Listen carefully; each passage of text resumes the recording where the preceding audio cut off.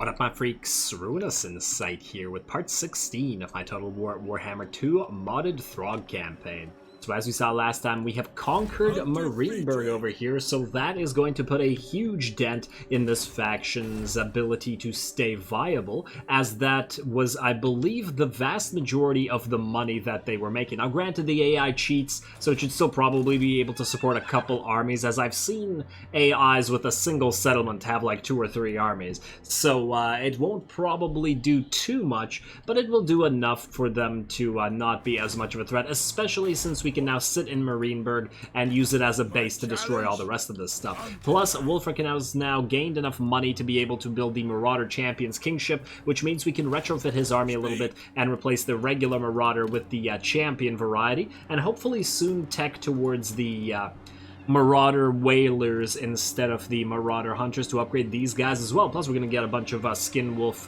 and Werekin in here as soon as we possibly can. Now, speaking of Werekin, between the episodes, I did recruit another one, Mr. Olaf over here, and the reason for that is I do believe it's going to be pretty beneficial to have 2 sets of Werekin. Possibly 2 in each army. I have to think about this, because both of these buffs are really quite nice. I love the missile resistance and armor buff, because this would allow our trolls to just basically be completely unimpeded by range fire, even guns most likely. Whereas the Frenzied Assault will also make them really, really nasty in melee and charging, so it feels like we should have both in an army, but together with a mage, that's 3 hero slots, and with the Lord, that's 4, so only 16 units in an army is a little bit steep, so I'm not 100% sure about that. But either way, both Wulfric and Throgg will need a Werekin, so we're going to send one each of their way. I believe a name was suggested for one, and I'll get that in there as soon as said Werekin has distinguished itself in battle. It was an awesome little story, by the way. Yeah, so you're going to go over here. You are going to go over here. There we go. And we will probably lose Dietershofen, as I was saying at the start of the last episode, simply because Throgg won't be able to get here in time to destroy Todbringer again. Or at least I don't think so. Let's, I guess, move in here, try to get here in time. We'll need to march stance most likely. It really depends on how far these guys can move, and if they move like right here or right here, and how far they can move the turn after that. It's all interdependent. Now we also have unassigned skill points, not skin points. Oh, it's gonna get confusing. Oh, they can go towards these things immediately? Oh. Damn, that's... Huh. Okay, now this guy has the armor... Oh, this guy's Diabolic Splendor, which means we should put Olaf into Throgg's army, most likely. Because Wulfric's guy already has Diabolic Splendor. And we can't and it doesn't stack, so it'll be pointless. Actually, does it stack? Huh, I wonder. But we don't want to lose 8 melee attack. That'll be a little bit much either way. Now, since this guy loses melee attack, what we can do is go into Vicious Assault to compensate for it on this guy. That makes the most sense to me. So let's immediately get that Frenzied Assault. I'm almost tempted, because I like the fact this guy started at rank 3. Huh. Because this guy that we recruited last time, the one that has fleet-footed, I like the extra speed for him catching heroes and stuff, but, if we were to recruit another one instead, and started at rank 3 as well... Oh, not Diabolic Splendor, Infernal Dominance, that's what this guy has. I gotta think about this. If another one comes up with a really nice buff here, we will probably replace him. And I did say I want to get a bunch of these sorcerers as well, or shaman sorcerers, to start stealing tech. Let's also end the turn while we're at it, because there's nothing else to do. Faction destroyed Clan Gnaw. Well, boo-hoo, no one's gonna miss Clan Gnaw. Oh, wow, he actually reached here in a single turn. Okay. We'll fight this, and I guess we'll fight this cinematically, mostly because I want to see if we can't destroy some of these guns, but it's hilarious how basically these guys have absolutely no chance. Look at all these Knights Panther. This guy has a ton of Knights here now. Damn. He's got 8, 9 units of Knights. Wow. Okay, that's a lot of cav. That's going to be a particularly interesting fight with with Throgg when we find him again. Kind of annoying to lose Dietershofen, but what can you do? Alright, let's do this thing.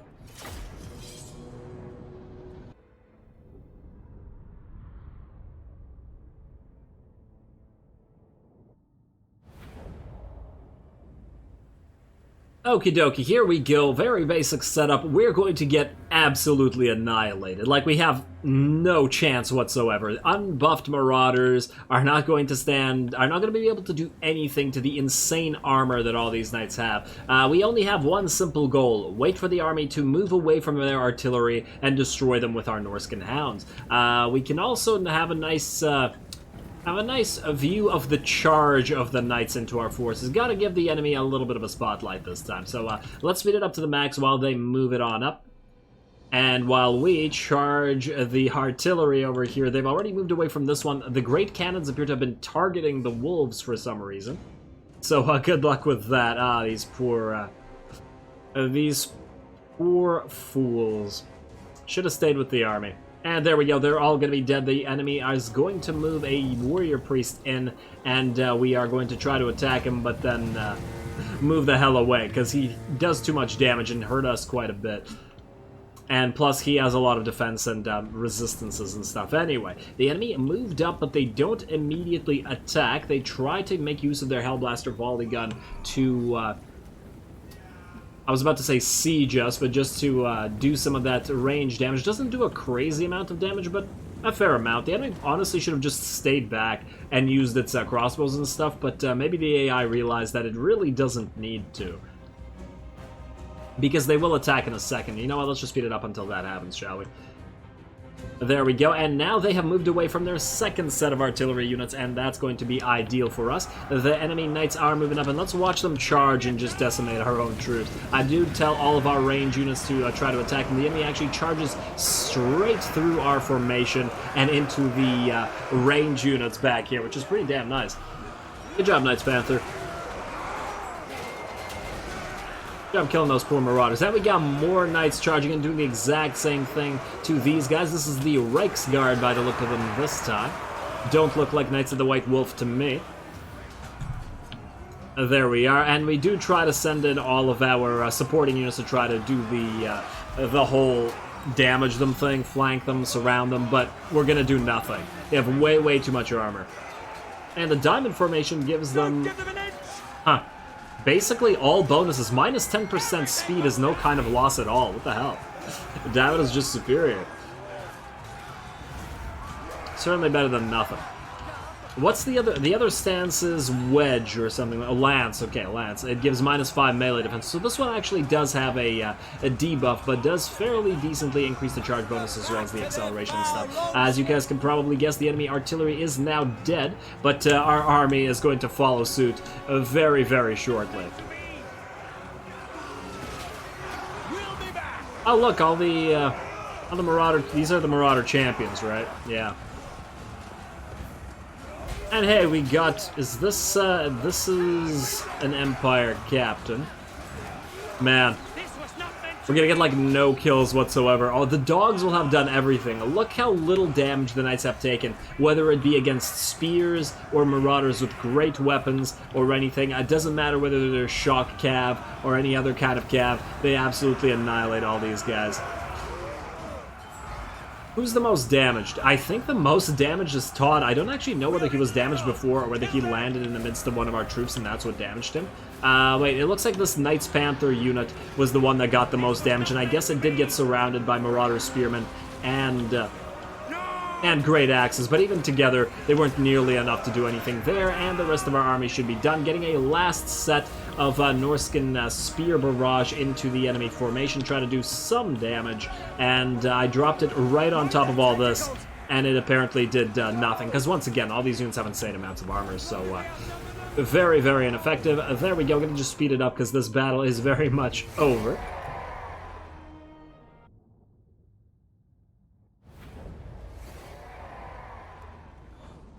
Alright, there we go. Obviously a defeat where we had absolutely no chance, but we achieved what we set out to, which was to destroy the enemy artillery, and now hopefully Throgg can catch Todd. Now, I guess we really didn't need to make that a cinematic battle, but sometimes I feel like you gotta give the enemy the spotlight sometimes. I wanted to see the charge of the Knights Panther and the Knights of the White Wolf together. They all got basically identical kills. I wanted to compare how these guys did as compared to these guys, but they all did roughly equal, so that doesn't really tell anything to us.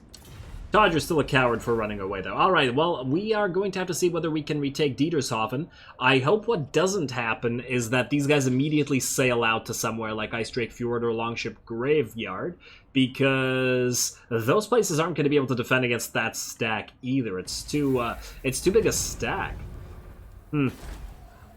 It actually makes me think it's kind of pointless to bother building defenses for Norsca at all, because the defenders are just too weak.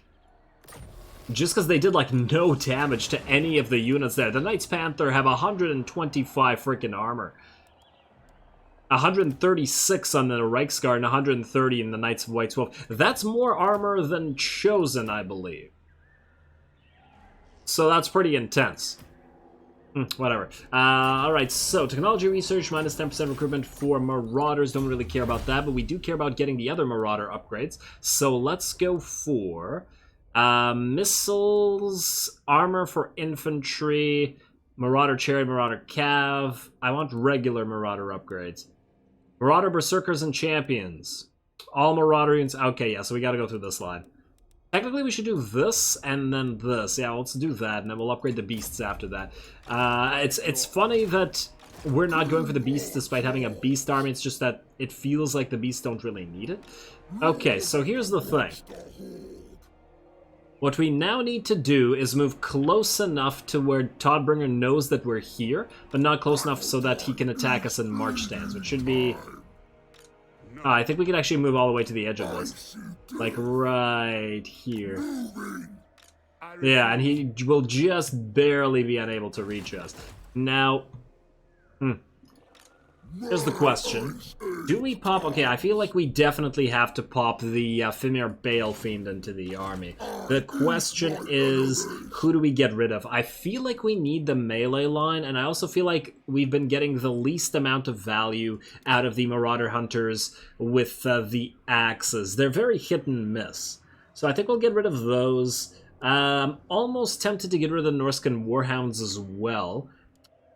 But we might get some use out of them. So yeah, just get rid of this unit of Marauder Hunters.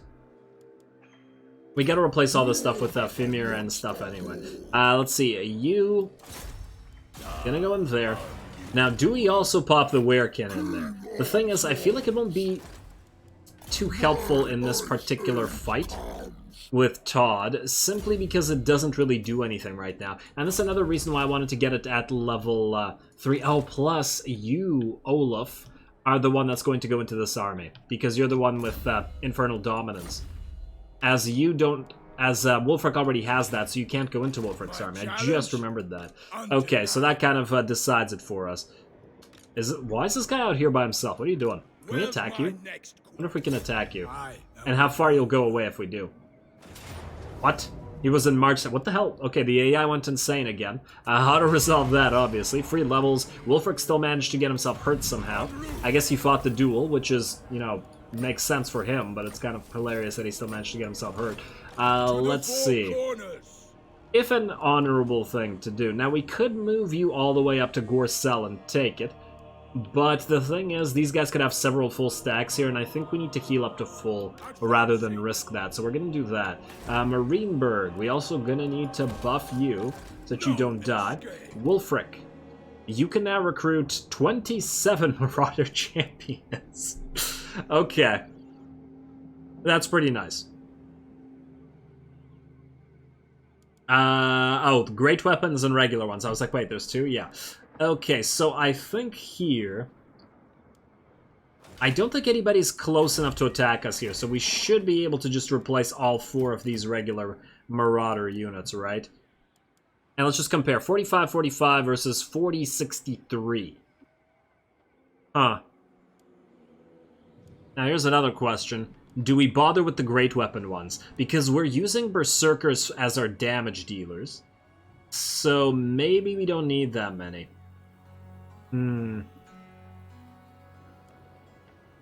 Yeah, well, let's get rid of these guys for now. And we'll see. Let's go 2 and 2 for now. I might change up this army a little bit more later anyway, because we are going to get some skin wolves in here. We are going to get some mammoths in here. We're going to get rid of this chariot. There's going to be a werekin in here. It's going to be very different from what it looks like now. So let's go 2 Marauder champions and 2 and 2. At least for now. Oh, it's going to take 2 turns to recruit those. Well, that's going to be a problem if anybody attacks us, but we do have to sit here to regen anyway. It also makes me think that since it's 2 and 2, maybe we get another one, or are we okay? I think we're okay for now. We don't want to deplete the army too much anyway, just in case somebody attacks, as the garrison, as we saw, really doesn't add that much, especially while it's hurt like this. Let's do that. And then you, Wolfric, you've just leveled up. So we're going to get you the Flying Longship, as I was saying last time. 2 more levels until you can finally get your War Mammoth. We also need to get the War Mammoth building somewhere, probably in Kurun. What is the Mammoth building? Oh, we're already building that. That's the same as the Troll building. Beautiful. All the best stuff. Out of the same line. And your Sorcerer appears to have leveled up as well. That's lovely for him. He does not need Twisted Architecture or Favor as tribute.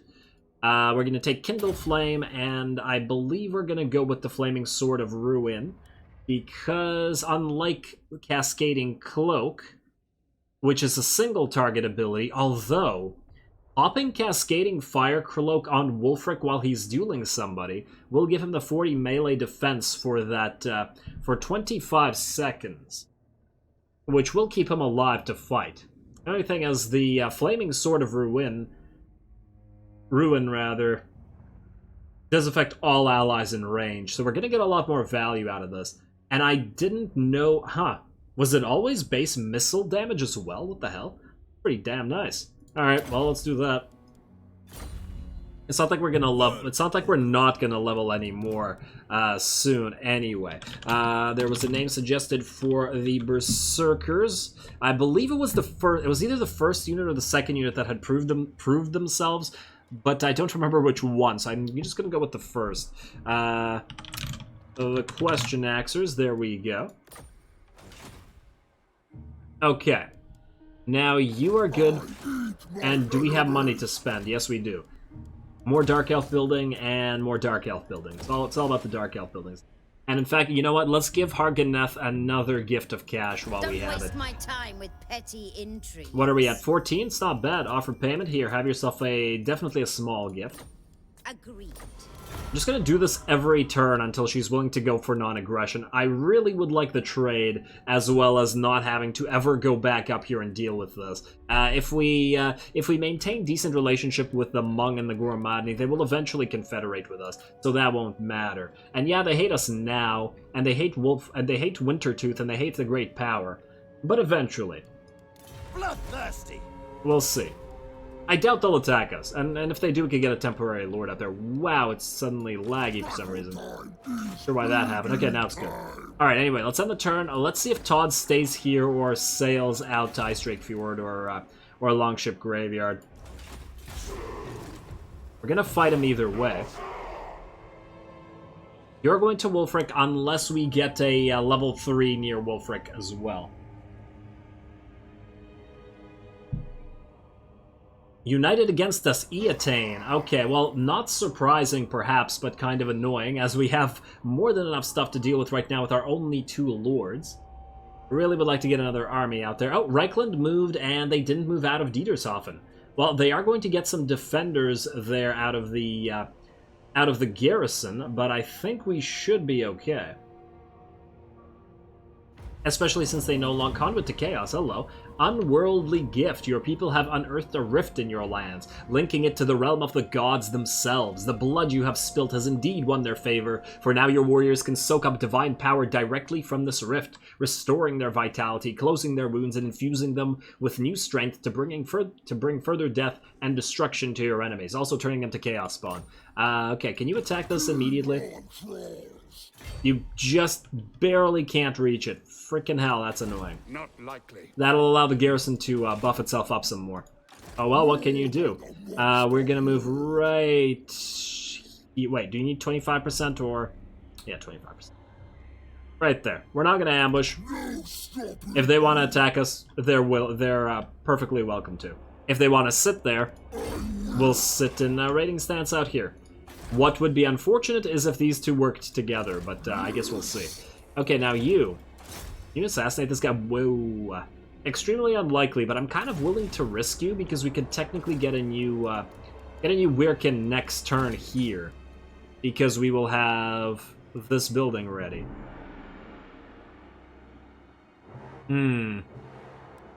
I wonder, are they still recruitable at rank 3 or is it rank 1 now? No, it's still rank 3. Wait, what is doing this? What is giving us +3 recruitment to all heroes?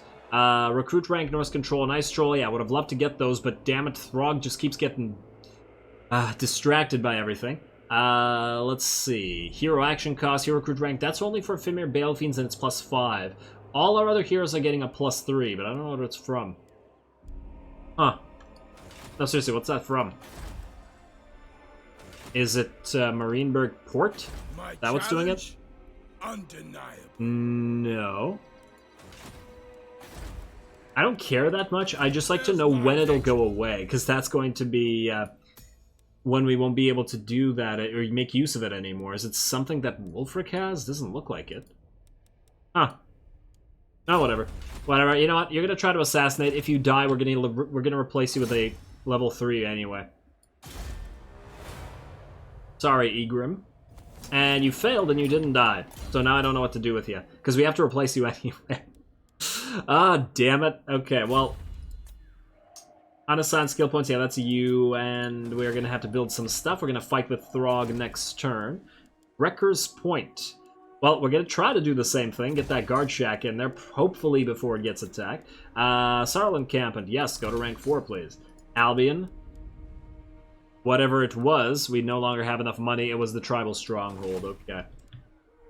Damn, is there nothing we can do to get that money in there? Oh well. You know what I shouldn't have done? I shouldn't have attacked this guy, because then we would have had enough money. 227. It's almost like the cost is exactly... Okay, well, whatever. Whatever. Todd, are you not going to be a coward today? Or are you going to maintain your general cowardliness?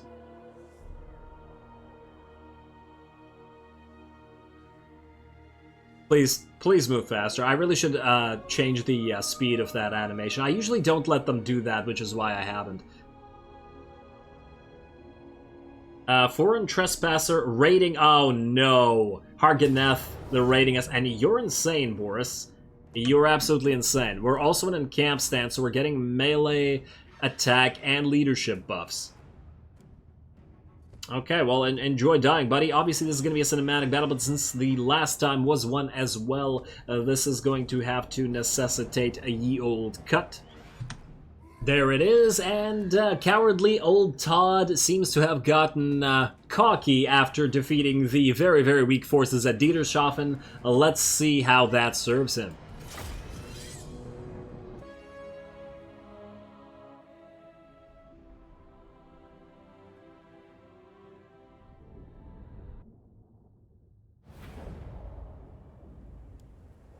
Alrighty, here we go, round 2 against Toddy Boy. Now, this time he will not have his artillery to bring to bear, so we do have the advantage in that regard. Further, we also have a slight hill and a bunch of forest over here, and we're going to make a lot of use of that. Partly because it hides some of our units like our spears, which we are going to sort of keep back and wait until the enemy charges, and to protect the flanks. But in addition to that, any enemy large units, i.e. their knights, that charge into the forest will suffer the large unit forest penalty, so that will be helpful as well. In the meantime, we have our skinwolves ready hiding behind this rock and in the woods over here, so that they can charge and attack the flanking knights, because these skinwolves are particularly good at fighting said knights. And then obviously we have our doggos running around waiting to go all the way around and attack any enemy range units or any enemies that try to run away. So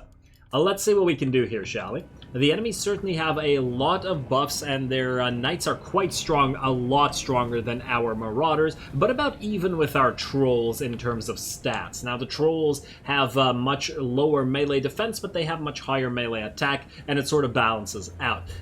We will see how well they do against each. Plus, we do have our Fimir on the field this time, and looks like it's going to be your debut, buddy. Hope you do well with your freaky purple hand there.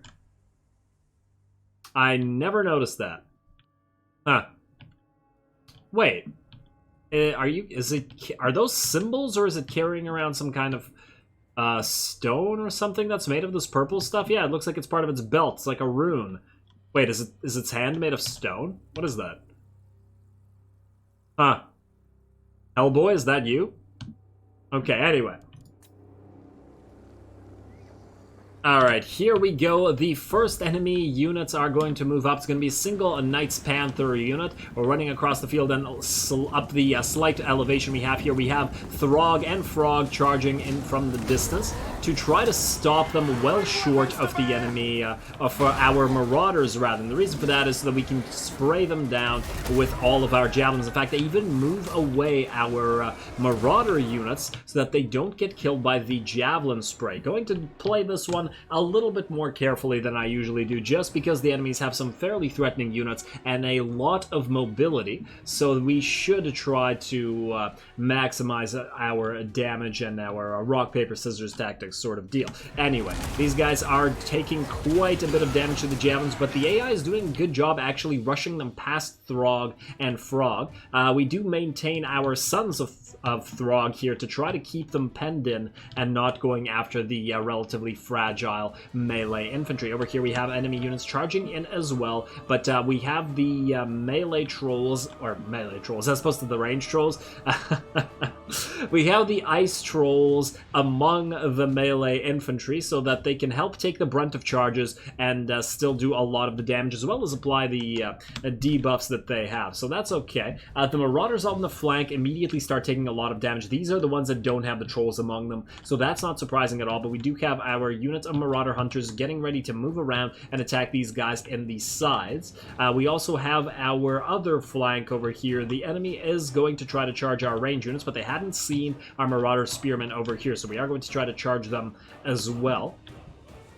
Mostly to try to prevent this from happening, and to try to prevent the javelins, as well as this little formation of units from taking too much damage. What I probably should have done here is move this little formation in such a way that it was more like this, instead of allowing them the possibility to charge them in the flank. But both of these units appear to turn around and decide to charge our Marauder Spearmen. I probably should have stopped them here and had them brace, but I was too worried about them charging the range units, so I did allow them to countercharge, which is not such a good idea with regards to the Spearmen units, because you want them to use the charge defense, which doesn't work when you're charging, as I understand it. Alrighty, so they're obviously not going to have the greatest of times, but they will get the support from the Skinwolves, who are still over here, but not for much longer. So let's see how we're doing in terms of damage. Not too bad thus far. The first enemy unit that charged has taken quite a bit of a beating, and in addition to that, our quick doggos are finally getting ready to move in and attack the two range units, a single unit of gunners and a single unit of crossbowmen that the enemy have. The doggos are doing a decent job also because they're distracting an Empire captain, which could very well be annoying our range line, and we don't want none of that. So anyway, this Knights Panther unit appears to be just about ready to rout and get the hell out of here. Oh, and we're going to get a breath in from our dragon. Oh, I think we already did. I see a lot of dead over here. I believe... Damn, I just missed that. Oh, well. So the enemy bunched up a bunch of knights here, obviously. We did manage to get a breath off. I think it slightly clipped some of our marauders. As you can see, there are some deaths here, but it certainly killed a lot of knights. Once again, getting a ton of value out of these, out of this Frost Worm. Good job, Frosty. Yes, your masters do desert you. Alright, and our first cast, our debut cast, I should say, is a Pit of Shades right where Throgg and Throgg are standing. Main reason for that was to do as much damage to these units as possible, as that wouldn't really hurt Throgg and Throgg. Unfortunately, all the enemy units have so much armor that not a lot of the magic that we can do to them will do too much damage. I do believe the Penumbral Pendulum actually does cause armor-piercing damage, but unfortunately we never got enough magic to cast both Penumbral Pendulum and the Pit of Shades in the same battle, so ended up casting other stuff. Frosty drops down to try to annoy these Knights Panther, primarily because the Knights are now charging these poor Marauders with axes, and they are going to get that charge in there, even if they're going to take a little bit of damage. Fortunately for us, they didn't have either enough mass. Well, actually, we know that they have enough mass. They didn't have enough acceleration to go right through this force, so they are going to get charged in the back by Frosty, who's going to start bringing them down as it does quite a bit of damage. It also causes that morale shock as they are getting wrecked from basically all sides, even if they are fighting the weak melee range unit. So I guess it's a hybrid unit, but you know what I mean. And we also have the Marauder unit. I believe they got terrified away by Boris or by somebody, and they ran away, even though they hadn't actually routed, and they do get to go back in here. Yet another unit over here routing as well, the Knights Panther. I believe that was the original unit. So that's going to be good for us. We also have an Empire Captain that was getting kind of wrecked by these Norscan Ice Trolls, and I believe I also sent in the Fimir Balefiend to start smacking this Warrior Priest around, just to try to help out. Good job, buddy. Oh, he can smack people with his tail. I like that animation. I didn't even realize that. In fact, does it only smack people with its tail? Does it actually use its staff? Huh, I'm actually curious now. Does it just smack people with its tail 3 times now? Oh, it jumps up and smacks people with its staff. Okay. Good job, buddy.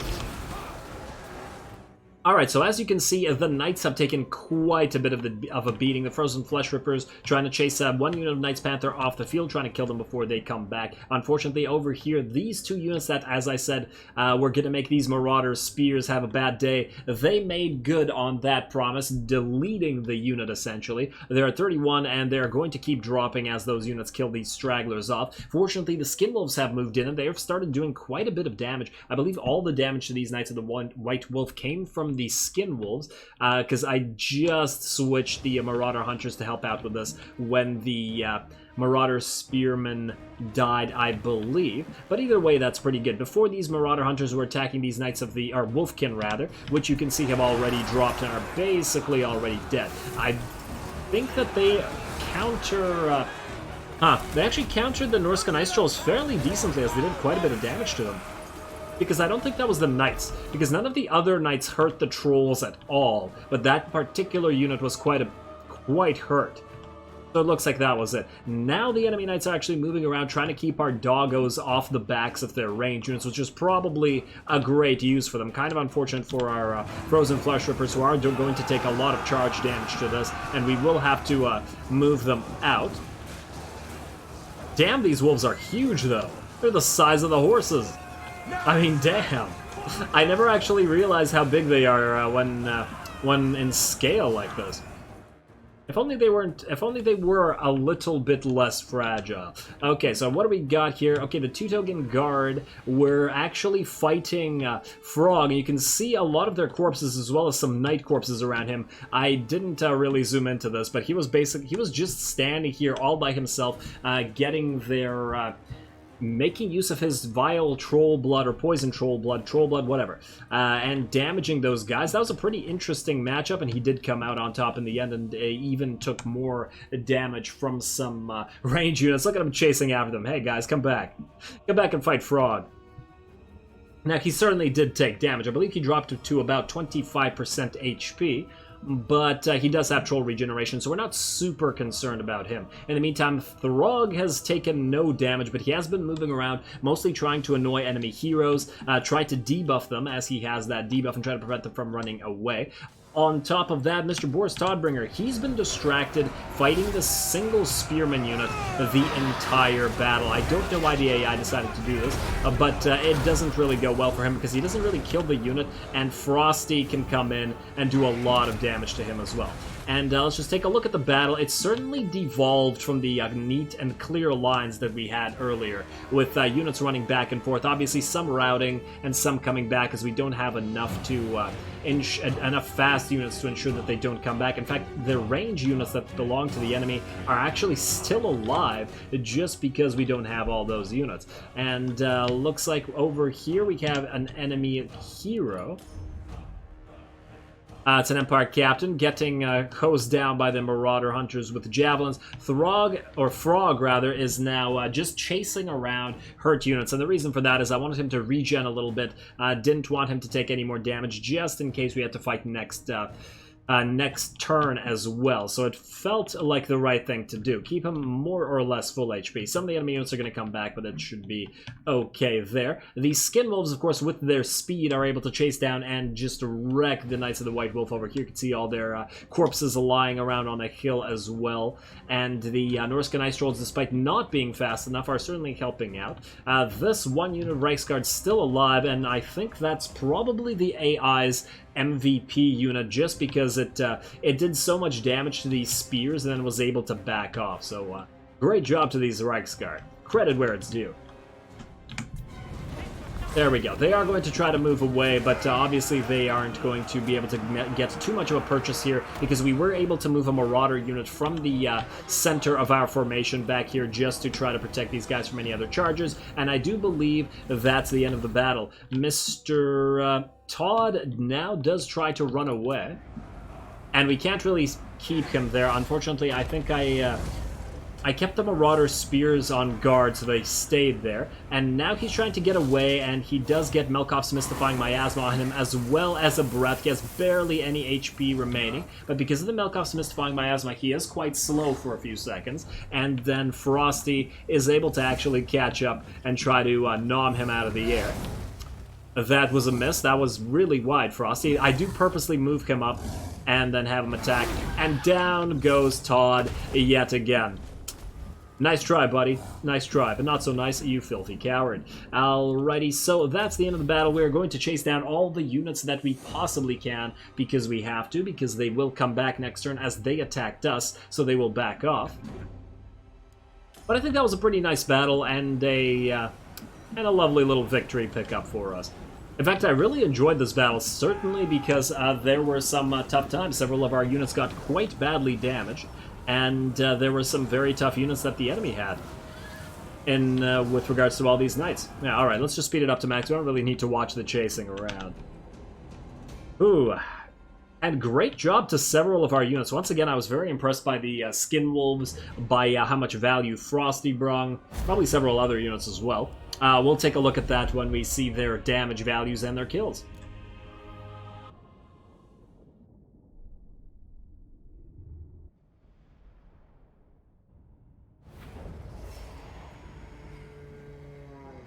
There we go. Sorry, Todd, but you fail again, buddy. All of your army is not destroyed, but it is basically destroyed. A couple knight units remaining that we will have to personally most likely destroy, as an auto-resolve would probably kill these Marauder spears. I'm actually surprised that we didn't lose a single individual unit there. Wow.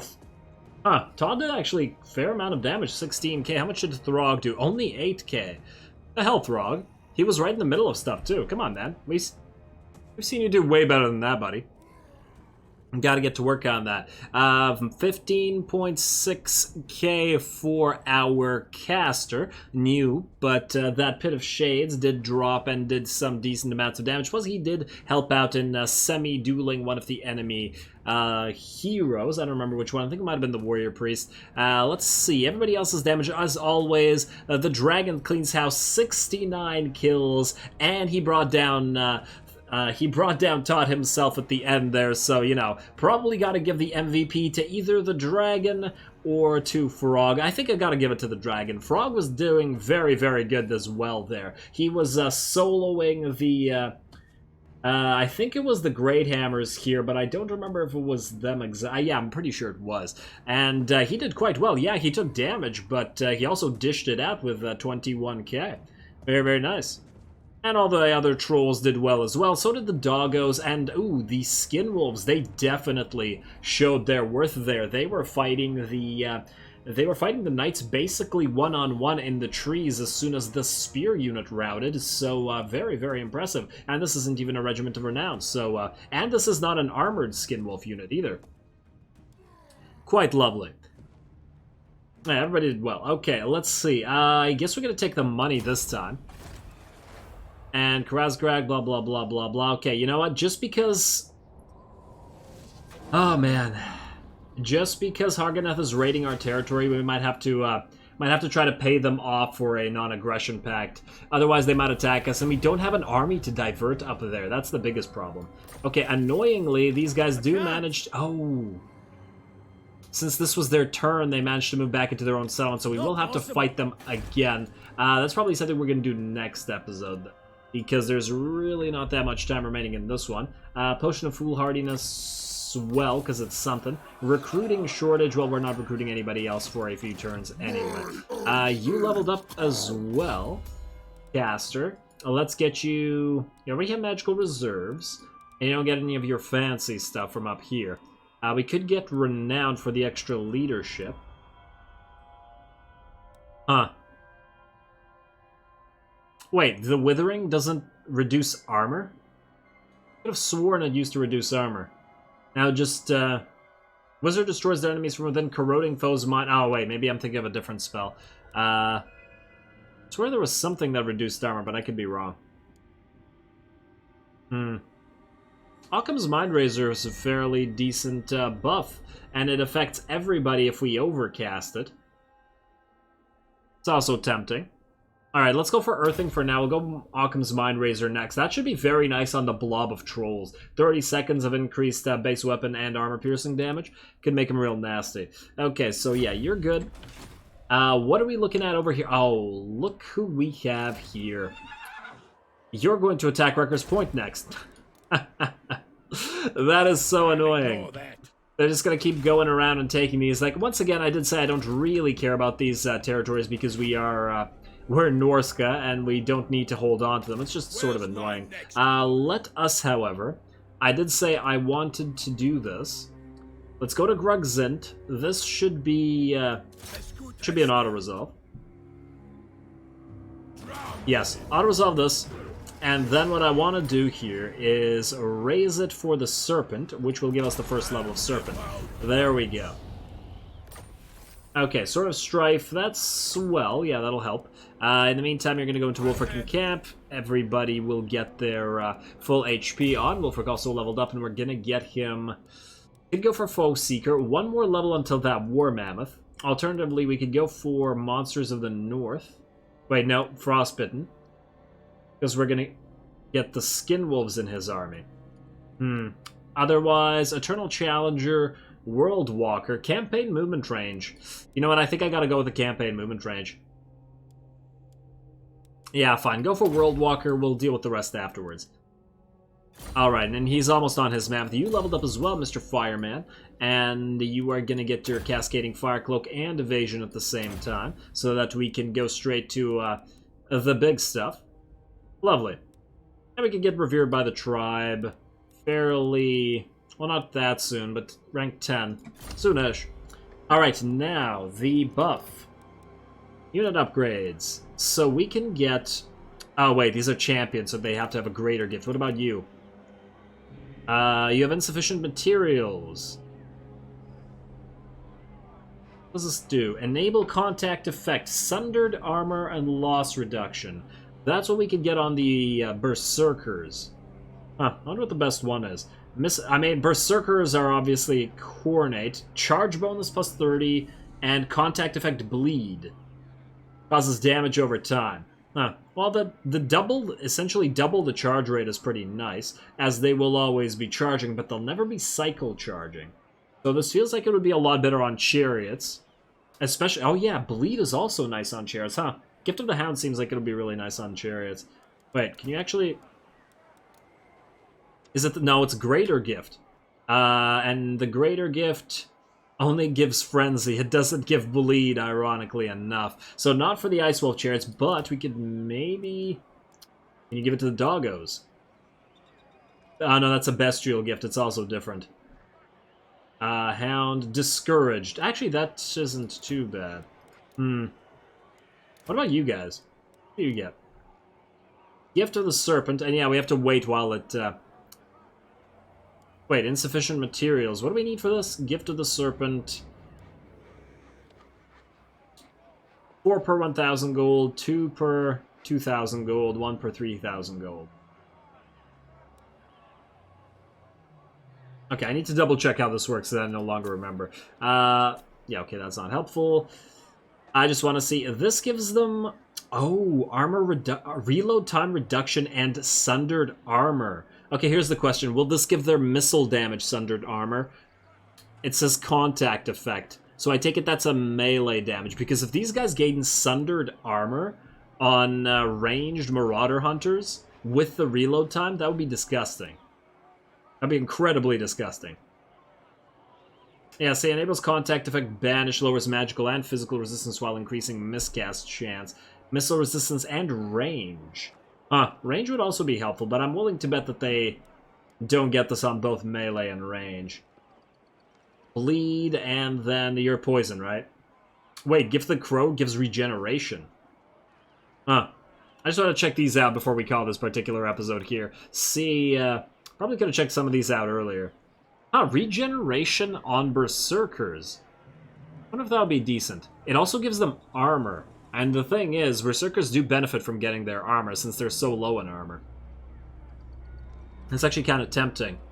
Not that the bleed isn't great, as well as the charge bonus. Yeah, I gotta really gotta make some decisions here, huh? This actually removes armor, and it does buff them up in terms of weapon damage, though. We got auras. Okay, I'm not gonna go through all of these right now. I just wanna quickly double check what the troll buffs are, and then unfortunately I am going to have to call it because we are out of time here. Let's see, monstrous gifts. Let's see, Eagle, you give triggers explosion. Wait, so that means all ice trolls will permanently get an explosion. That's quite nice. Deals 5 and 5 damage per second for 5 seconds. So it's not a lot of damage. But is it to every... Oh, the recharge only occurs if they're out of melee. So that's, it's kind of meh, but the magic resistance is nice. Perfect Vigor from the Serpents. Ooh. Perfect Vigor on all trolls, lovely. Let me guess, Frenzy? Nope, some sort of super frenzy. Dauntless Fury, charge bonus, and past 2 minutes straight in a fight, a 25% armor piercing, weapon damage, and 15 melee attack increase. Not too bad at all. And then you, Nurgle, gives armor plus 20, and a bunch of melee resistant defense and physical resistance. And I take it it's the same on these guys, right? Looks the same. It's just ordered differently. Some damn good stuff in there. Ooh, what about you? You also get the same... Yeah, I get the same kind. And you get the bestial gift, huh? I take it that means we can get it earlier. Interesting. Alright, well, we will have to figure out what to put on our basic units, because we should be able to get them going soon. Next episode, we will start off by attacking Dietershofen. That's not going to be a cinematic battle. Yeah, I just want to destroy these units as quickly as possible. I'm almost tempted to fight it off screen, because we should probably minimize casualties. But we'll see. Maybe get some casts off and stuff in there. And then after that, after retaking Dietershofen, we're probably going to have to move back around because Rucker's Point is going to get killed by this guy, and we can't really do anything about that. In the meantime, Wulfric, and now that his army is a little bit more buffed up than it used to be, is going to probably move on to try to sack Gorcel, maybe even Eilhart as well. Depending on if he can attack it and get through. It does have defenses and it does have walls. We could also try to ignore it and just try to take Karlberg and Weissman. Lots of targets for Wulfric while nobody is doing anything out here. And yeah, as long as Kemmler is keeping them occupied, we'll be happy. If we could actually... Ooh. So here's a question. If we were able to take the fort, would we be able to make a trade agreement with Kemmler? Because while there's no direct route to our capital, there would be a sea route between our own port back to our own port, right? Huh. Okay, and yeah, this still greatly concerns me. They attacked the Fortress of the Damned last time, and ah man, it just reached level 4 too. If they destroy it, I will be so sad. And obviously, we just saw these guys try to defend, and they can't defend against an actual upgraded stack. Yeah, garrisons are too weak, especially with no walls anywhere. I have little time. Oh, but maybe we could pay her off now. Trade agreement. Low. It says low, I know. But if we offer, let's say, 6,600... Really? 87. Okay. How about no trade agreement? Wait, what do you want more? Trade agreement or non-aggression pact? No money. Maybe a little money. 4,500. You overreach. Damn it. What about trade agreement and a little money? Damn it. Okay, you know what? I'm going to play around with this between the episodes, and you guys can find out whether it worked or not next time. So as I said, I'm going to call it here. More fighting with Throgg next time. Definitely a lot more back and forth until we get Surtha Ek to come down here and take over from Throgg, while Throgg goes over here. This should be in the next episode or two, because we are getting more stable with our units. Also, we're going to send this guy down here in the meantime. Anyway, blah, blah, blah, blah, blah. All glory to the algorithm. And thanks for watching.